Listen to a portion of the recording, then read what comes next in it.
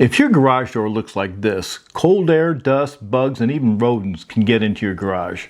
Most garage doors leak in 3 places: the top seal, the side seals, and then the bottom seal. Today I'm going to show you how to replace all 3 of them, plus a few tricks to make the job much easier if you're working by yourself. And toward the end, I'll show you an idea I came up with that helps keep the bottom seal from getting crushed and distorted over time. So let's get started.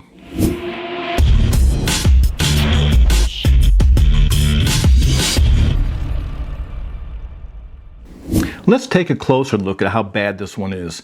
As you can see here, the weather strip is bent and torn and no longer sealing properly. That allows wind, dust, rain, and bugs to get right into your garage. To show you how much air can leak through your garage door, I was going to place a fan outside the door, but today the wind's blowing at 24 miles an hour with gusts up to 35 miles an hour. So you can see just how much air is coming inside, and look at how much light is coming through on the sides and the bottom. At the end, we're going to test this again to see how much it has improved. And look how high this decibel meter is. We're going to see if the sound even will improve. Now, if the new weather stripping you're installing is the same width as the old one, a helpful trick is to take a pencil and draw a line right along the edge of the old trim before you remove it. That way, when you install the new one, it's very easy to line it up. I only recommend this if the old weather strip was installed correctly. If it's too far away from the door and it doesn't touch it enough, or if it's too close to the door and causing the rubber seal to bend and leave a gap, then don't install the new one the wrong way. In my case, the new trim is wider than the old one, so I'm just going to skip that step and measure it myself. So the first step is removing the old weather stripping. Sometimes these are just nailed on, but sometimes the edges are sealed with caulk or silicone. If that's the case, just go ahead and take a utility knife and cut along the edge of the caulk so the trim can come loose. Once the caulk is cut, you can start loosening the trim. I like to use a stiff putty knife or a 5-in-1 tool like this, slide it underneath the weather strip, and start separating from the door frame. Now start at the top and just work your way downward. If you're using a flat pry bar to remove it, make sure you put a piece of wood underneath the bar so you don't damage the trim on your door. It's usually aluminum wrapped or wood, so you don't want to damage that. Once the old trim is removed, go ahead and clean the surface underneath. Remove any dirt, debris, or old silicone so the new weather strip can sit flat and seal properly. These little steps for preparation don't take too long, but they make the installation go much smoother. When installing the new trim, the top piece always goes on first.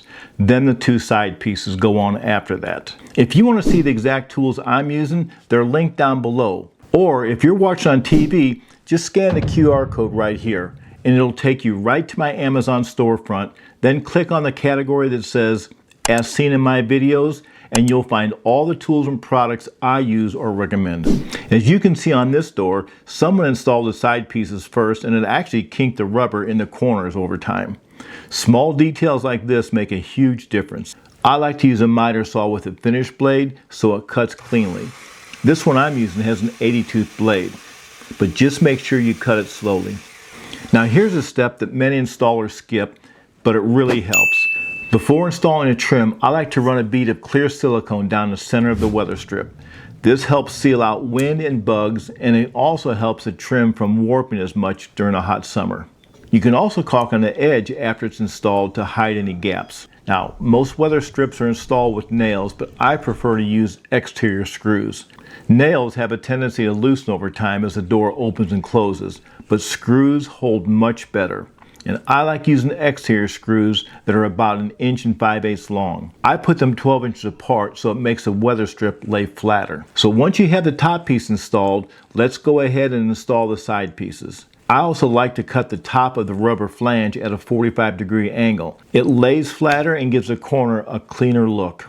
Now let's move on to the bottom seal. This also is the part that gives most homeowners the biggest amount of trouble. Make sure when you buy your seal that it's the correct style and the size that fits your garage door track, because they come in a lot of different sizes like you see here. Now before we install the new bottom seal, there's a few things that will make this job much easier. First of all, take a look at the ends of the metal track on the bottom of the door. Sometimes people bend the edges of the track inward to keep the seal from sliding out. If that's been done, you'll need to straighten the edges with a screwdriver.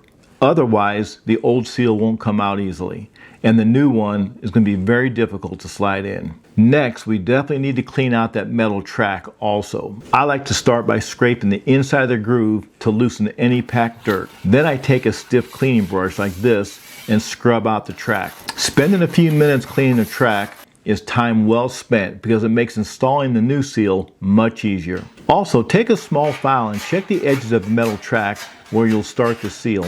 If there's any sharp metal burrs, file them down so they don't catch on a rubber seal when you're trying to slide it in. Here's another trick that helps out a lot. Before installing a new seal, if the weather's hot, I like to put the new seal in a refrigerator for about 30 minutes. The rubber will get cooler and becomes a little stiffer, which makes it slide in the track much easier. When you're ready to install it, just take a little dish soap and rub it on both ends of the rubber seal and the whole track. This works as a lubricant and helps it slide to the track. You can also use a silicone spray if you want. Just don't use any petroleum-based oils or grease because those can actually cause the rubber to deteriorate over time. Another thing to keep in mind is temperature. If you're installing the seal during the hot summer weather, leave a little extra length on the seal when you cut it. The rubber expands when it's hot and shrinks when it's cold, so you don't want to have it come up short in the cold part of winter. Another helpful thing is before sliding the new rubber seal in the track, cut the sharp corners off the rubber ends like this. That small trim will help the rubber from catching in the metal groove. I like to raise the garage door about shoulder height so you can comfortably work on it. Now, this is much easier to install with two people, I'll admit. One pulling the seal and the other one feeding it into the track. But if you're working alone, like I was, you can lay it over a ladder to keep it more level when you're pulling it, or you can do this. Originally, the seal I wanted to buy has a round support built on the inside to keep the seal from getting smashed flat. But it didn't fit my garage door because the door doesn't have that type of a track. So I came up with another idea. So this is 1-inch backer rod, which is normally used for filling gaps before caulking. I'm going to slide this inside the rubber seal. It helps the seal keep its shape so it doesn't get crushed flat when the door closes. And because the foam is flexible, it can still conform to an uneven garage floor just like most of them are. Now you may have to turn the screw on your opener to reduce the tension when it closes if you put this on your door. If you like learning simple ways to fix things around your home, consider subscribing because I post a new DIY repair video like this every week. Now that we've replaced all the weather strip pieces on the top, sides, and the bottom seal, let's look and see what a difference it makes. We're still having the winds at 24 miles an hour with gusts up to 35 miles per hour. And just look at the difference. Even the noise is less. And look, there's no more light coming through the door once it closes. Once the seals are replaced, you're going to notice the garage feels much tighter. You'll have less dust blowing in, fewer bugs getting inside, and much better protection from rain and wind. This is one of those small repairs that can make a big difference in keeping your garage cleaner and better sealed year-round. If this video helped you, give it a thumbs up and share it with someone that you might think will benefit from it. And don't forget, check out my other videos. I'll put a link right up here. I've got a video on replacing the garage door rollers and also one on proper lubrication of your garage door to help make it quieter and run smoother. And then look through all the other ones. You might find just the video you need for the project that you're working on or getting ready to work on. And don't forget to leave a comment down below if you have any questions or suggestions that'll help others. Well, thanks for watching. You take care and God bless.